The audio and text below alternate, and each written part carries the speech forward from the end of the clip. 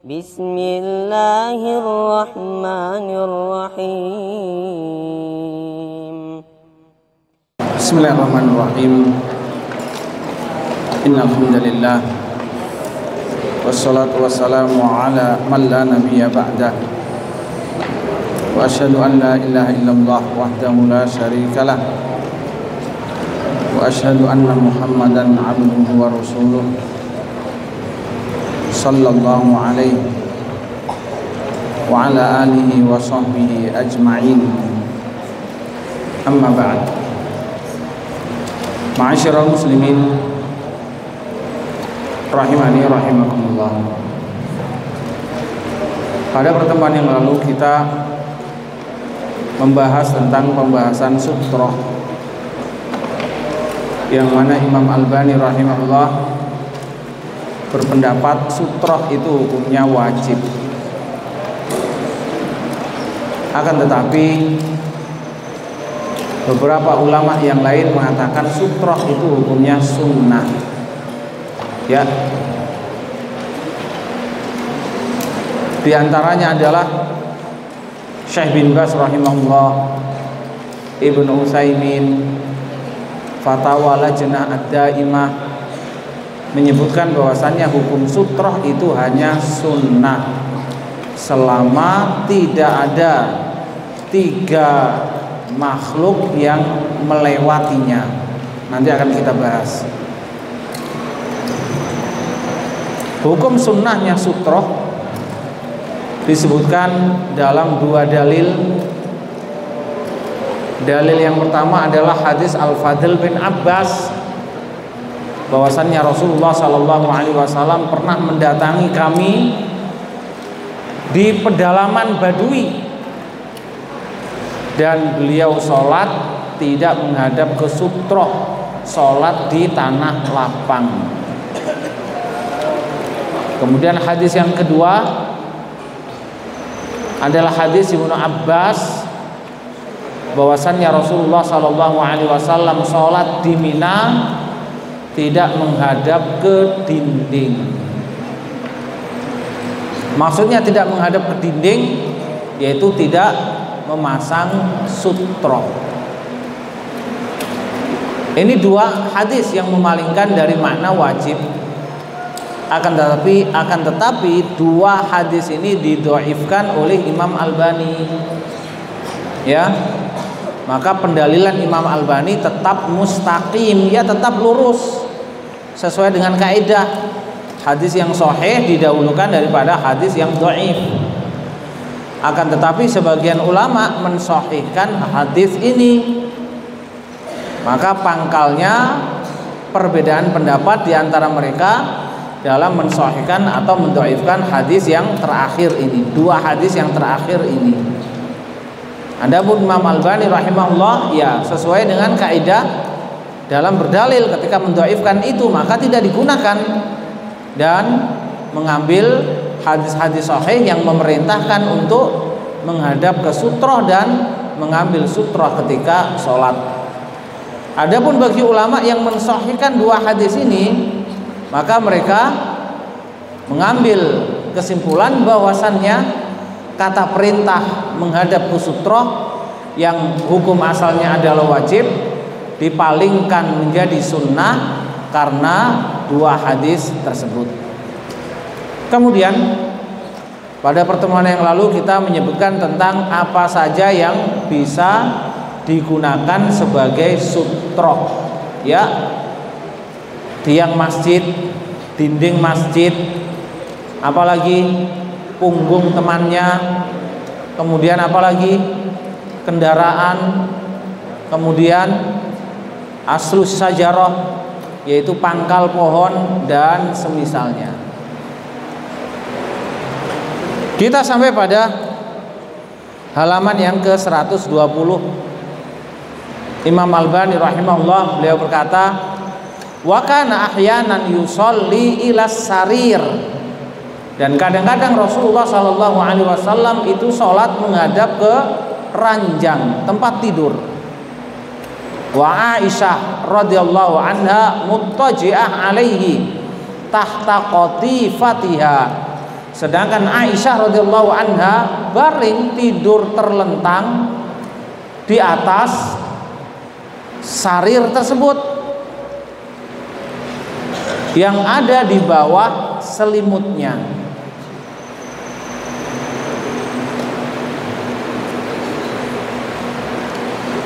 Hadis ini diriwayatkan oleh Bukhari dan Muslim. Demikian juga disebutkan dalam riwayat-riwayat yang lain. Bahkan disebutkan oleh Imam Ahmad dari sanad Al-Aswad dan Masruq dari Aisyah radhiyallahu anha. Aisyah berkata, ya, ketika disebutkan tentang apa saja yang bisa membatalkan sholat, yaitu ketika sholat itu dilewati anjing yang berwarna hitam, ketika sholat itu depannya dilewati keledai, ketika sholat depannya dilewati wanita yang sudah haid, maka sholatnya batal. Maka Aisyah berkata, qad syabbahtumuna bil hamir wal kilab. Kalau begitu kami para wanita telah engkau serupakan dengan apa? Dengan keledai dan anjing. Wallahi laqad ra'aitu Rasulullah sallallahu alaihi wasallam yusolli. Demi Allah, aku telah melihat Rasulullah sallallahu alaihi wasallam itu sholat malam. Wa inni 'alas sarir. Ya, dan saya ada di atas tempat tidur. Ya, di atas ranjang. Bainahu wa bainal qiblah muttaji'ah, antara beliau dengan kiblat. Jadi saya tidur di atas sarir, ya, antara beliau dengan kiblat. Artinya saya di depan beliau dalam keadaan tidur terlentang. Ya, fatabdu lil hajah fa aqra an ajlis fa udiya Rasulullah sallallahu alaihi wasallam. Maka ada suatu keperluan, saya harus bangun, akan tetapi saya tidak ingin langsung duduk kemudian mengganggu Rasulullah sallallahu alaihi wasallam. Fa ansallu min indi rijlaihi, maka saya menyelinap, ya, menyelinap di samping kaki beliau. Wa fi riwayah fa ansallu min qibali rijlai sarir hatta ansalla min lihafi. Dalam riwayat disebutkan, yaitu saya menyelinap dari arah kaki ranjang hingga aku keluar dari selimutku. Ya, zada Ahmad wal Baihaqi, ditambahkan dalam riwayat Ahmad dan Baihaqi, karahiyah an astaqbilahu biwajhi, karena saya tidak ingin, ya, berhadapan dengan Rasulullah Sallallahu Alaihi Wasallam dengan wajahku. Wahya indal Bukhari duna qawlihi biwajhi wa huwa riwayah li Ahmad. Dalam riwayat Bukhari tidak ada tambahan wajahku, ya, dan ini adalah riwayat Imam Ahmad. Dalam riwayat yang lain disebutkan dengan kalimat wa ana mu'taridhah. Jadi riwayat yang pertama itu disebutkan dengan lafaz muttaji'ah. Muttaji'ah itu artinya tidur. Jadi saya tidur di atas tempat tidur. Nah, dalam riwayat yang lain disebutkan dengan lafaz mu'taridhah. Mu'taridhah 'alas sarir. Mu'taridhah 'alas sarir itu tidur terlentang. Tidur terlentang, tidur melintang. Nah, lebih cocok tidur melintang. Bagaimana tidur melintang? Tidur melintang seperti ini. Misalnya sana kiblat, ya. Kemudian kita sholat menghadap ke tempat tidur. Nah, ini wanita tersebut tidur melintang seperti ini. Bukan tidur ke arah kiblat kepalanya atau kakinya, tidak, tapi melintang seperti ini. Ini dikatakan mu'taridhah. Ini dalam suatu riwayat, ya.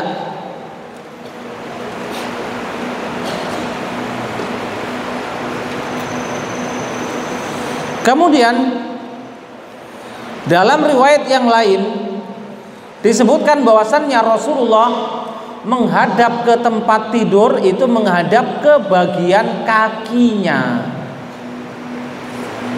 Maka ketika Rasulullah SAW ingin sujud, beliau mencubit kaki Aisyah dan Aisyah menekuk kakinya, barulah Rasulullah sujud.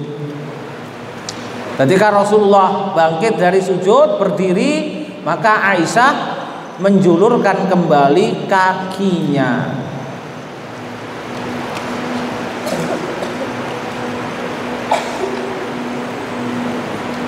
Qala An-Nawawi rahimahullah fi syarh Muslim. Imam Nawawi berkata dalam syarah Muslim, istadallat bihi Aisyah wal ulama ba'daha, maka Aisyah dan ulama-ulama setelahnya berdalil dengan hadis di atas ala annal mar'ah la taqta sholatar rajul, bahwasannya wanita itu tidak akan membatalkan, ya, kalau lewat itu tidak akan membatalkan sholatnya laki-laki. Wa fihi jawazu sholatihi ilaiha, dan hadis ini juga menunjukkan bahwasannya laki-laki boleh sholat menghadap ke wanita apabila ada di depannya. Wa karihal ulama au jama'atun minhum, ya, as-shalah ilaiha li ghairin nabi sallallahu alaihi wasallam. Akan tetapi beberapa ulama berpendapat bahwasannya sholat menghadap ke wanita itu hukumnya makruh atau dilarang, berlaku bagi selain nabi, ataupun nabi boleh. Berarti pendapat yang kedua ini mengatakan sholat menghadap ke wanita itu menjadi kekhususan nabi. Apa alasannya? Li khaufil fitnah biha wa tadakkuriha, karena ditakutkan bisa menimbulkan fitnah. Jadi kalau gambar garis-garis saja bisa mengganggu sholat, maka bagaimana dengan wanita yang ada di depannya? Ya, tapi pendalilan ini kurang sempurna. Kenapa? Karena Rasulullah sholat yang disebutkan dalam hadis di atas sholat apa? Sholat malam, dan itu gelap. Maka disebutkan dalam riwayat yang lain, Aisyah bercerita, saya pernah kehilangan Rasulullah, saya cari-cari dengan tanganku. Kenapa? Karena gelap. Ya, saya cari-cari dengan tanganku, ternyata aku dapatkan Rasulullah sedang sujud, dan aku menyentuh kedua telapak kakinya menancap ke tanah, dan telapak kaki kanan dan telapak kaki kiri itu menempel. Nanti ini kita bahas pada posisi sujud. Wastighalil qalb biha bin nadhar ilaiha, dan dikhawatirkan hati itu akan tergoda dengan melihat kepada wanita itu.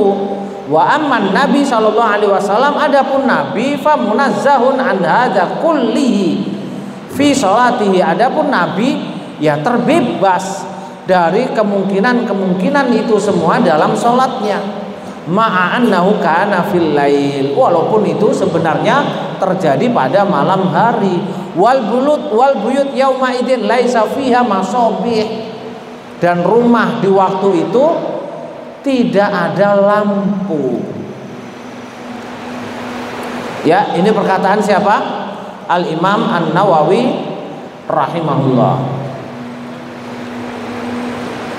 Qultu wa qadiyatul masabih hiya min hadithi Aisyah, dan masalah tidak ada lampu di waktu itu, tidak ada lampu yang menyala di waktu itu, ini nanti akan disebutkan dalam hadis Aisyah.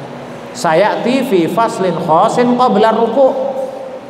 Nanti akan disebutkan hadis ini pada bab tersendiri, yaitu pada pasal khusus tentang pembahasan sebelum ruku'. Kemudian Imam Albani berkata, wa ammal istidlal bi hadithiha hada, ala annal mar'ata la taqta'u sholatar rajul mutlaqan fa fihi nadhar. Adapun berdalil, perhatikan ini. Jadi kita sebutkan pendalilan siapa? Pendalilan Aisyah radhiyallahu anha dan juga pendalilan Imam Nawawi bahwasannya wanita itu tidak bisa membatalkan sholat laki-laki walaupun lewat di depannya.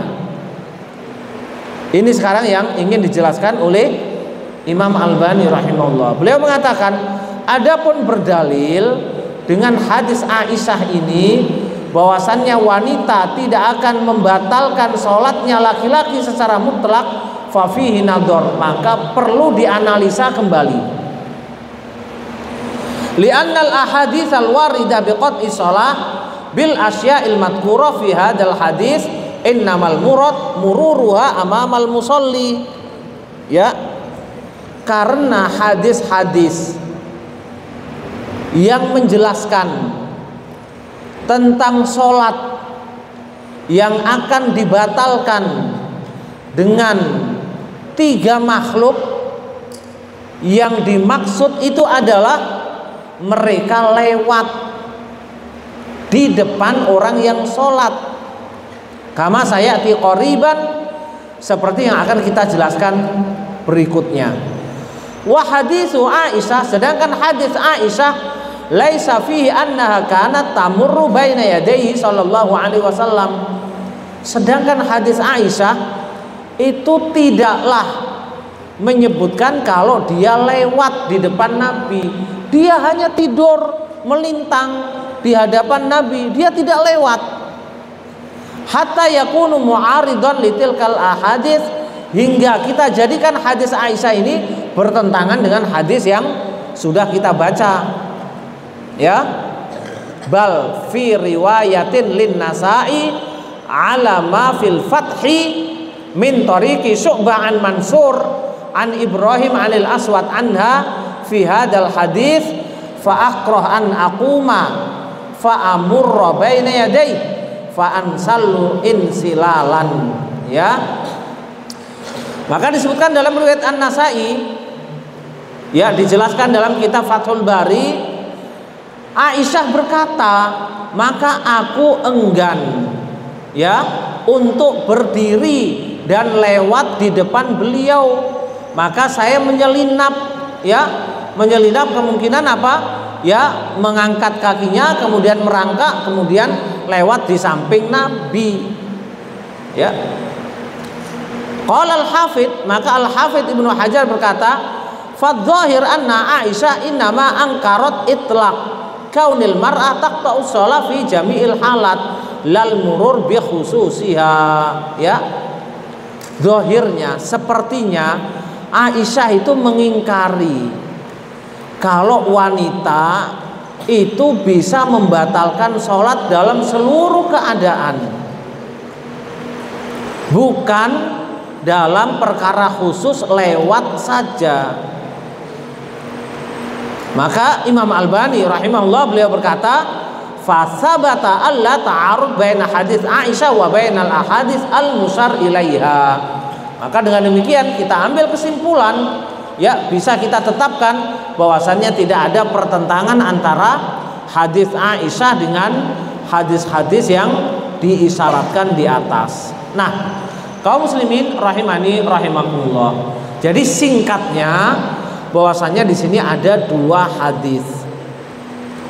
Hadis pertama menyebutkan bahwasannya sholat itu bisa batal apabila dilewati 3 makhluk. Apa itu? Wanita yang sudah haid. Yang kedua apa? Anjing hitam. Yang ketiga apa? Keledai. Ini hadis yang pertama. Memakai lafaz apa? Lewat. Jadi lewat itu Anda sholat begini, di sana kiblat, dia lewat di depan Anda. Ini batal sholat Anda. Anda lagi sholat, ya, kemudian ada anjing hitam lewat, batal. Tapi kalau ada sutroh, tidak ada masalah. Di sini Anda sholat, di sini sutroh, anjingnya lewat di depan sutroh, itu tidak batal sholatnya. Maka sholat diantaranya menjaga apa? Menjaga kesempurnaan sholat agar tidak batal ketika dilewati oleh tiga makhluk itu. Nah, sedangkan hadis kedua, hadis Aisyah radhiyallahu anha menceritakan kalau dia tidur melintang di hadapan Rasulullah, kemudian Rasulullah sholat menghadap ke Aisyah, ya, dan Rasulullah tidak membatalkan sholatnya. Berarti pendalilannya apa? Pendalilannya wanita itu tidak membatalkan sholat. Nah, di sini para ulama punya dua pendapat dalam menyikapi dua hadis ini. Pendapat yang pertama kita sebutkan di atas, ya, disebutkan dalam Syarah Muslim, diambil kesimpulan bahwasannya wanita itu tidak membatalkan sholat. Nanti ada perkataan Imam Ahmad, ya, yang beliau karena apa namanya? Karena ingin menjamak, tapi cara menjamaknya beliau mengatakan hanya anjing hitam yang membatalkan sholat. Nah, adapun wanita tidak membatalkan sholat karena ada riwayat Aisyah. Ya, taib. Adapun unta, karena keledai itu sejenis unta. Adapun unta tidak membatalkan sholat berdalil dengan hadis Ibnu Abbas, yang mana ketika Rasulullah SAW ketika haji wada sholat di Mina, ya, Ibnu Abbas naik unta di antara sof orang yang sholat, dan tidak ada seorang pun yang mengingkarinya. Jadi tidak ada seorang pun yang mengingkarinya. Kemudian dia mencari sof, untanya dilepas makan rumput. Berarti apa? Berarti dia, Imam Ahmad ini memakai kaidah apa? Memakai kaidah at-takhsis atau al-istitsna. Jadi dalam hadis Abu Hurairah disebutkan ada tiga yang membatalkan sholat. Kemudian disebutkan dalam hadis yang lain, ya, bahwasannya ternyata wanita tidak membatalkan sholat, berarti keluar. Disebutkan dalam hadis Ibnu Abbas ternyata unta tidak membatalkan sholat walaupun lewat di depan orang yang sholat, berarti unta dikecualikan. Sisa satu yaitu anjing hitam. Nanti akan ada pendapat dari Imam Ahmad. Nah, Imam Nawawi rahimahullah, ya, itu memakai apa? Memakai tarjih, bahwasannya hadis Aisyah itu lebih didahulukan daripada hadis Abu Hurairah, yang mana wanita itu membatalkan sholat. Dalam hadis Aisyah tidak membatalkan sholat. Nah, berarti secara mutlak tidak membatalkan sholat. Akan tapi Imam Albani rahimahullah memakai metode menjamak. Ya, Imam Albani memakai metode menjamak. Bagaimana cara menjamaknya? Cara menjamaknya bahwasannya tiga makhluk ini membatalkan sholat kalau lewat.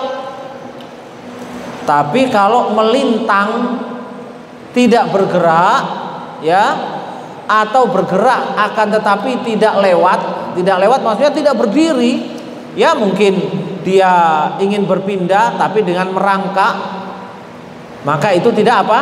Tidak membatalkan sholat. Maka hadis Aisyah radhiyallahu anha difahami apa? Bahwasannya Aisyah bukan lewat, akan tapi Aisyah radhiyallahu anha tidur, ya, melintang di hadapan beliau.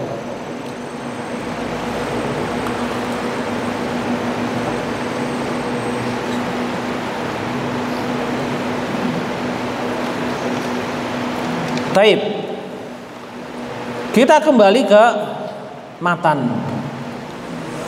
Wa kana sallallahu alaihi wasallam la yada syai'an yamurru bainahu wa baina sutrah. Dan Rasulullah sallallahu alaihi wasallam tidak pernah membiarkan ada sesuatu yang lewat antara beliau dengan sutrohnya. Jadi antara beliau dan antara sutrohnya itu tidak dibiarkan siapapun lewat. Faqad kana marratan yusolli. Suatu ketika Rasulullah sholat, ija'at satun, tiba-tiba datang kambing, tas'a baina yadayhi, yang lari di hadapan beliau. Fasa'aha hatta alzaqa batnahu bil haid wa marrat min waraihi.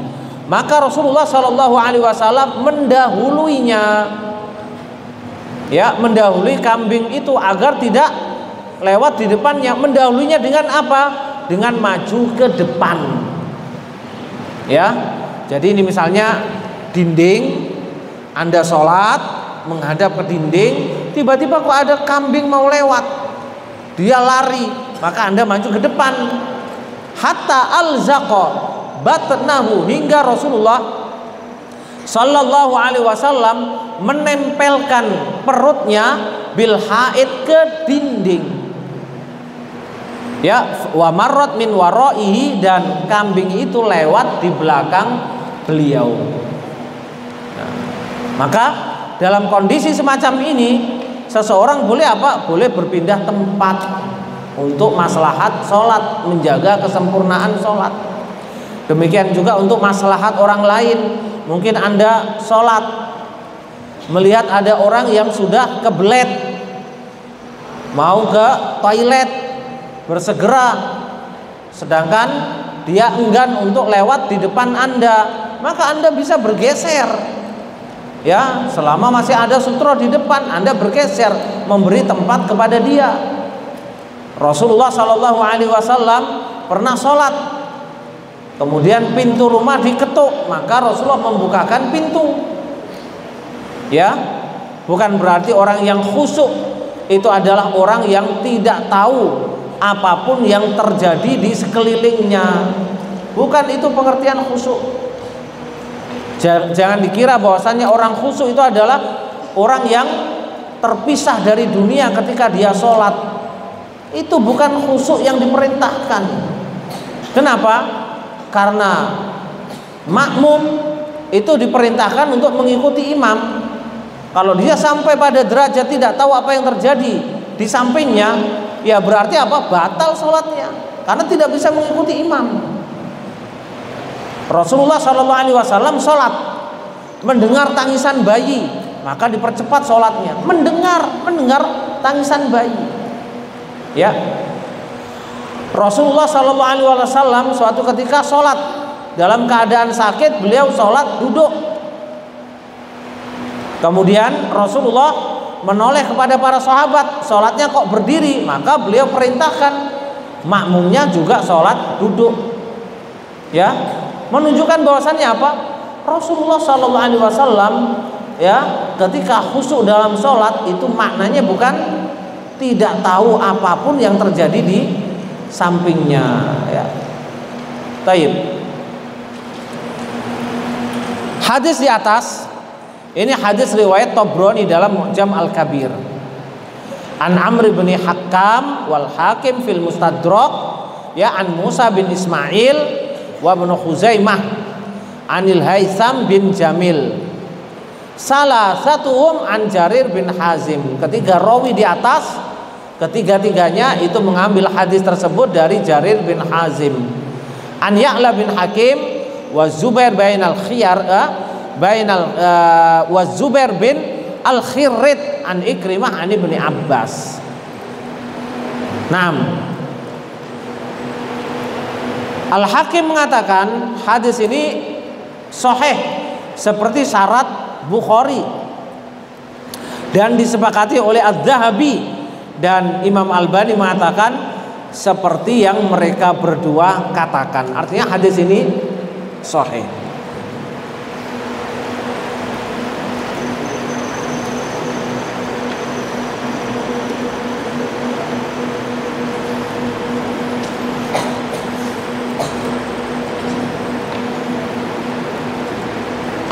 Kita kembali ke matan.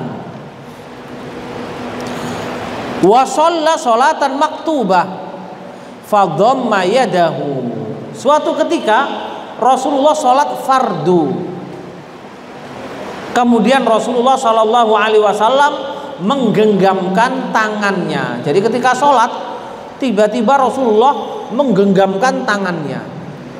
Falamma sholla, ketika Rasulullah selesai sholat, qalu, para sahabat bertanya, ya Rasulullah, ahadatsa fi sholati syai'un, apakah ada sesuatu yang terjadi dalam sholat tadi? Kok ada gerakan yang aneh? Ya, qala la, tidak ada. Illa anna syaiton, kecuali tadi ada syaiton. Arada ayyamurra baina yadai, ingin lewat di hadapanku. Ini dilihat oleh para sahabat apa tidak? Hah? Tidak dilihat. Maka dari sini kita ambil kesimpulan, syaiton, jin, hantu, parakan, apalagi itu bisa memperlihatkan diri pada satu orang dan tidak dilihat oleh orang lain. Itu mungkin. Ini kenyataannya. Rasulullah SAW menyebutkan, illa anna syaiton arada ayyamurra baina yadai, kecuali ada syaiton tadi ingin lewat di hadapanku, fa khonaqtuhu, maka aku cekik. Siapa yang berani mencekik? Hah? Bilang temannya, di situ ada parakan, di situ ada pocong, ada ini. Ya, kesempatan bisa cekik pocong. Jangan lari. Ya. Itu makhluk yang jarang ada ditemui. Itu makhluk yang antik. Ya, ambil cekik, kalau bisa dijual. Ya, banyak penjualan online sekarang. Ya, pengiriman gratis. Maka di sini kita ambil faidah, syaiton yang memperlihatkan dirinya maka memiliki hukum seperti manusia. Dia bisa dilukai, bisa dicekik, bisa dipukul. Jangan kamu malah lari. Ya. Hatta wajadtu bardalisanihi ala yadi. Ya, aku cekik hingga aku merasakan dinginnya lidahnya di atas tanganku. Berarti dicekik erat sekali hingga lidahnya keluar, ya, dan menyentuh tangan Rasulullah Sallallahu Alaihi Wasallam, menunjukkan lidahnya syaiton panjang, ya. Tapi apakah mati? Ya, tidak sampai mati. Maka Rasulullah berkata, wa aimullah, demi Allah, laula ma sabaqani ilaihi akhi Sulaiman, seandainya aku tidak didahului oleh saudaraku yaitu Nabi Sulaiman. Apa maksudnya? Siapa yang tahu? Seandainya saya tidak didahului oleh Nabi Sulaiman, apa maksudnya? Perhatikan, maksudnya adalah Nabi Sulaiman berdoa agar diberi kerajaan yang tidak akan dimiliki seorang pun setelahnya. Siapa yang tahu ayatnya ini? Siapa yang tahu ayatnya ini? Nah, hadiahnya berkah ini, saya tiup-tiup nanti.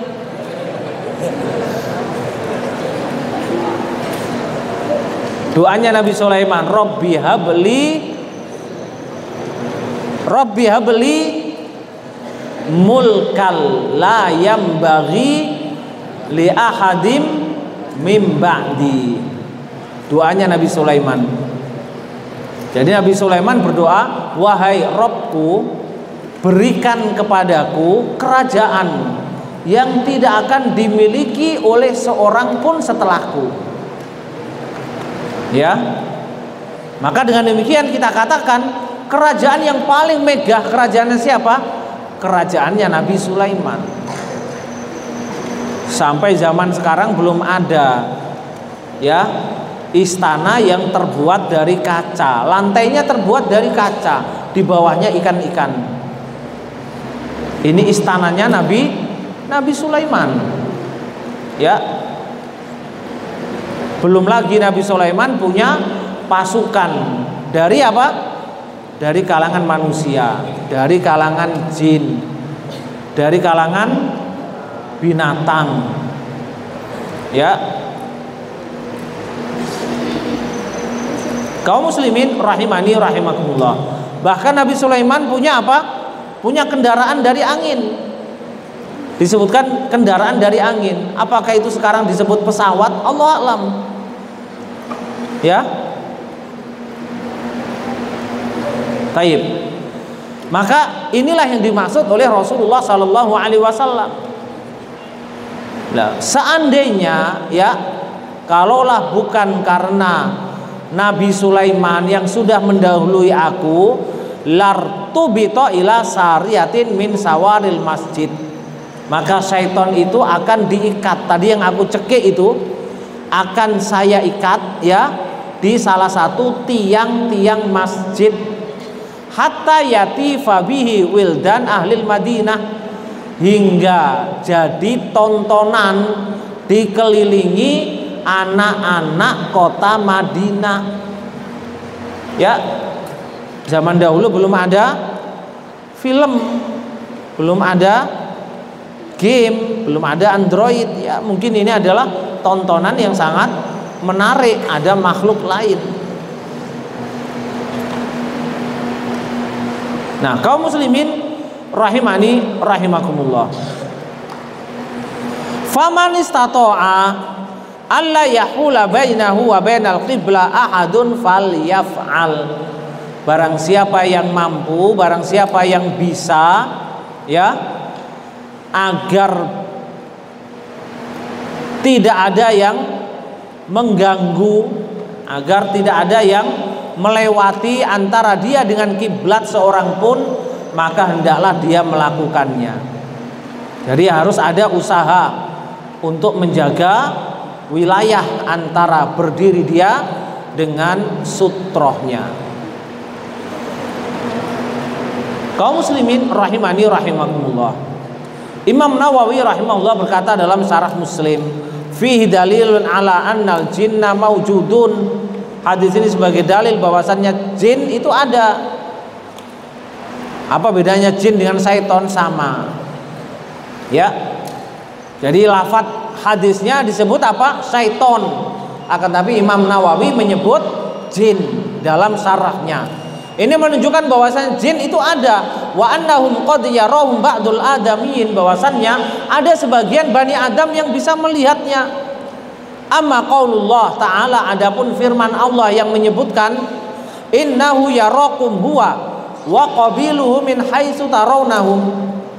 Ya, sesungguhnya syaitan itu bisa melihatmu, dia dan kabilahnya bisa melihatmu, sedangkan kamu tidak bisa melihat mereka. Famahmulun alal ghalib, maka ini ditafsirkan kepada makna mayoritas waktu ya, manusia itu tidak bisa melihat jin. Tapi dalam waktu tertentu, dalam kondisi tertentu, mungkin mereka bisa melihatnya. Falau kanat ru'yatuhum muhalan lamma qala Nabi sallallahu alaihi wasallam ma qala min ru'yatihi iya. Kalau melihat jin itu adalah sesuatu yang mustahil, tidak mungkin Rasulullah memberitahukan kalau dia melihatnya.